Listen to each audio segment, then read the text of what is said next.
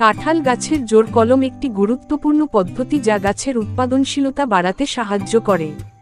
এই পদ্ধতিতে একটি সুস্থ ও শক্তিশালী গাছের শাখা থেকে নতুন একটি চারা গাছ সহজেই তৈরি করতে পারবেন। এই প্রক্রিয়াটি সঠিকভাবে সম্পন্ন করতে কিছু ধাপ অনুসরণ করতে হয়। আসুন জেনে নেই কিভাবে জোর কলম পদ্ধতিতে কাঁঠাল গাছ তৈরি করা যায়। কি কি উপকরণ প্রয়োজন? 1 থেকে 2 ফিট উচ্চতার সুস্থ কাঁঠাল গাছের চারা সংগ্রহ করুন। একটি ধারালো ছুরি এবং একটি গ্রাফটিং টেপ বা পলিথিন। কিভাবে জোর কলম করবেন? প্রথমে আপনার পছন্দের কাঁঠাল গাছ নির্বাচন করুন, যে গাছের ফল আপনি আগে খেয়েছেন। তারপর ওই গাছের একটি সুস্থ ডাল নির্বাচন করুন, যে ডালের মধ্যে আপনি সেই ছোট চারা গাছটিকে যুক্ত করবেন।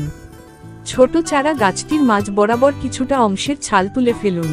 এখানে আপনাকে খুব সাবধানতা অবলম্বন করতে হবে। খেয়াল রাখতে হবে যাতে চারা গাছটি অর্ধেকের বেশি না কাটা পড়ে। একইভাবে আবার মূল গাছটির ডালকেও কাটতে হবে। তারপর দুটি কাটা অংশ পরস্পরের সঙ্গে যুক্ত করে গ্রাফটিং টেপ দিয়ে ভালোভাবে বেঁধে দিতে হবে, যাতে ওই অংশটায় বাতাস বা জল না ঢুকতে পারে। এভাবে কিছুদিন রেখে দিন। তারপর দুটো ডাল জোড়া লেগে গেলে 1 মাস পর সেই ছোট চারা গাছটির উপরের অংশটি কেটে ফেলুন। তার কিছু দিন পরে অর্থাৎ 15 দিন থেকে 20 দিন পর মূল গাছ থেকে ডালটি কেটে চারা গাছটিকে নামিয়ে নিন। এভাবেই আপনি একটি নতুন গাছ তৈরি করে ফেলুন খুব সহজেই। এই পদ্ধতিতে চারা গাছ তৈরি করলে কি উপকারিতা পাই? কাঁঠাল গাছের উৎপাদনশীলতা বৃদ্ধি পায়, রোগ প্রতিরোধ ক্ষমতা বাড়ে, ফলের গুণগত মান বজায় রাখে।